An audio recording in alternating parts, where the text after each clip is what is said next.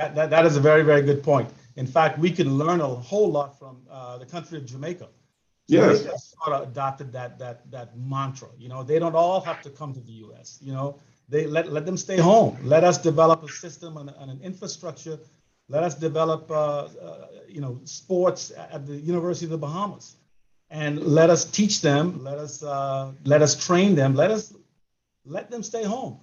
With that, though, we need infrastructure, and we're slowly developing that, but I think we have a long way to go. And everything, of course, requires a funding.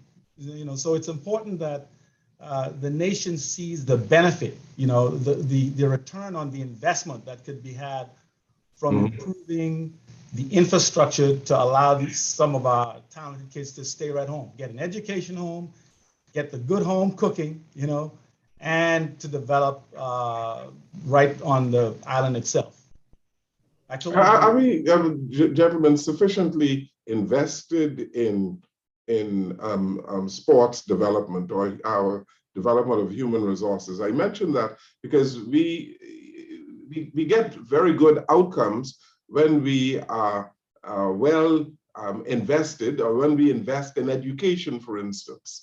When parents invest in education, when students themselves are sufficiently invested in education. I'm talking about investment, not only in terms of dollars and cents, but the psychological training and how we are socialized to perform.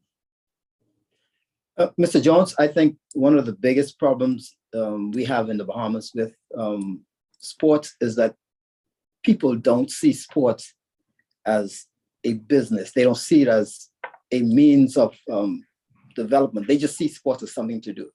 And so kids are not being encouraged early enough to get heavily involved in sports, because it's a financial means of advancement for them later on in life. My parents were like, boy, stop running up and down the road. Wasting your time. Like, go read a book. But I'm saying, yes, you need to read a book, but there are other things that you can do that will advance you. I'll give you an example. My daughter, it's like, I can't, I said, listen, people go to college to get an education to make a living. If you can run fast enough to make a living, you can go to college after. You understand? I'm saying that to say that there are avenues for advancement in a career in sports that the average Bahamian doesn't understand or doesn't see. And so we have to help them to understand that sports is not only an activity, it's a business.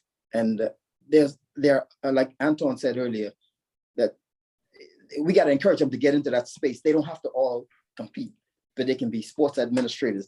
There's so many other things you can do in sports that it doesn't have to amount to being the greatest athlete. But I mean, I'm making a living off sports as a coach.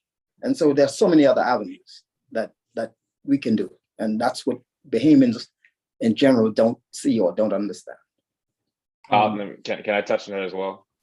So, obviously sports is our passport to travel, take us to wherever we want to get to in life as a coach, as a player, whatever. And then what I'm talking about, I kind of made a statement about the resources in the Bahamas. It's not necessarily the lack of resources. In America, I'll just use basketball as an example. These kids are playing in AAU tournaments every weekend. They're playing against other very good players every single weekend at the age of 7 years old. Like, they're 6-7-year-olds and they're competing, they're training, they're doing all of that stuff. That's where I'm saying there's a lack of resources in the Bahamas per se, because like we don't have the resources to have a tournament in the Bahamas every weekend against other Bahamian teams. Like, the kids would be able to play against one another, but they're not playing against the best competition in the world, in the state, wherever they're at. So that's what I'm saying, where there's a lack of resources per se. I'll give credit to Kevin Johnson, that's at CI Gibson. When I was at St. John's College, go Giants, when I was at St. John's College in the Bahamas, I was about to go to CI Gibson my junior year of high school.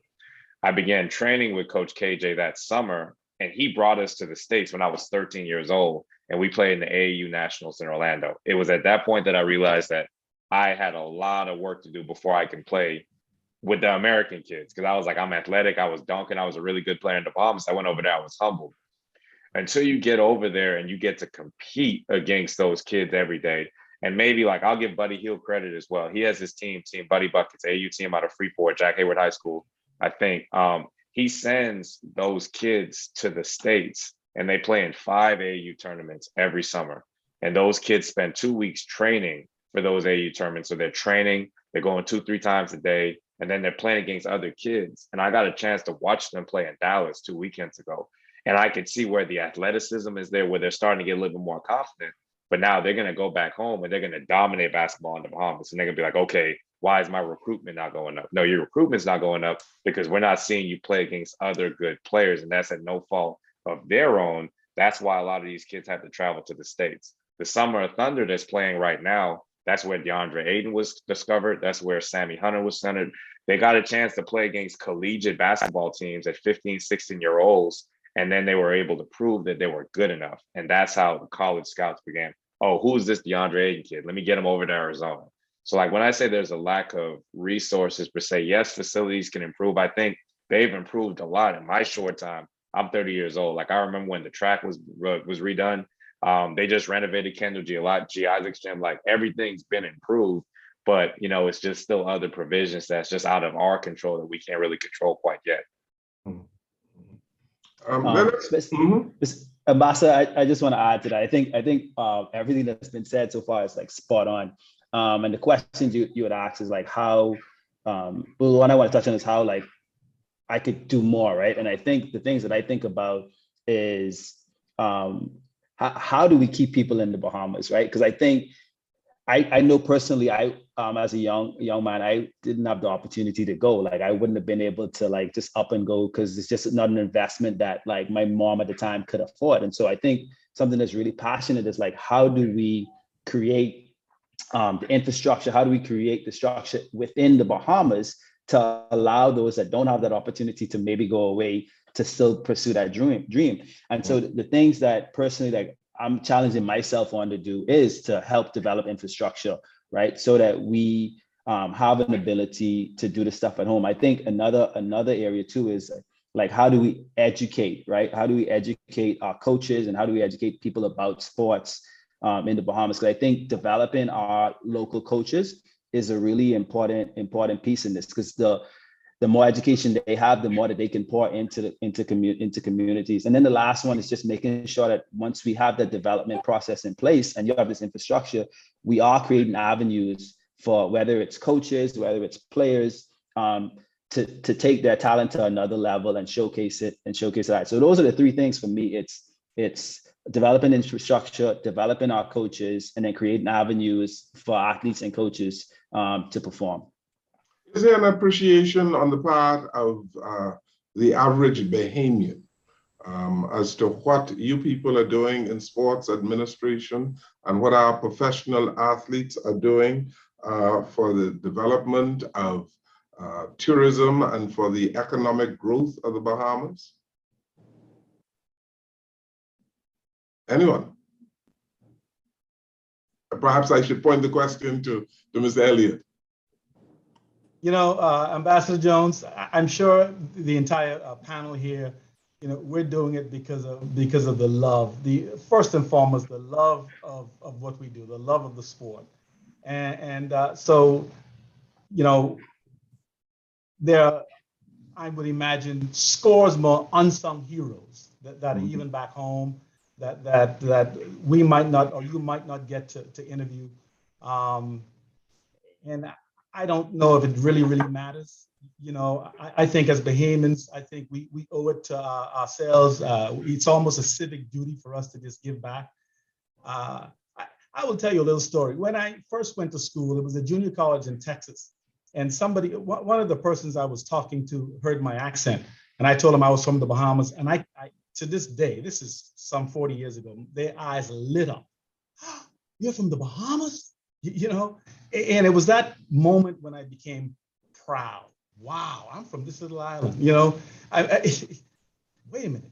you know, Bahamians aspire to visit the U.S. to get that American whatever. And here is this person from a lowly little town in Texas, eyes lighting up, you know what I mean, with, oh, wow, you're from the Bahamas, you know?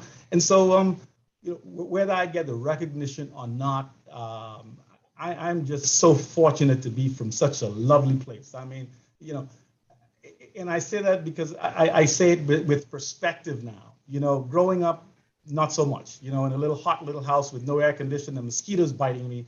But now I can say it with a different perspective that I'm fortunate to be from a place that's literally paradise. That's a tourist resort. You know, it's frustrating trying to find an airplane ticket to go home because, you know, it's paradise. And so the prices of airplane tickets are high. But, you know, whether I get the recognition or not,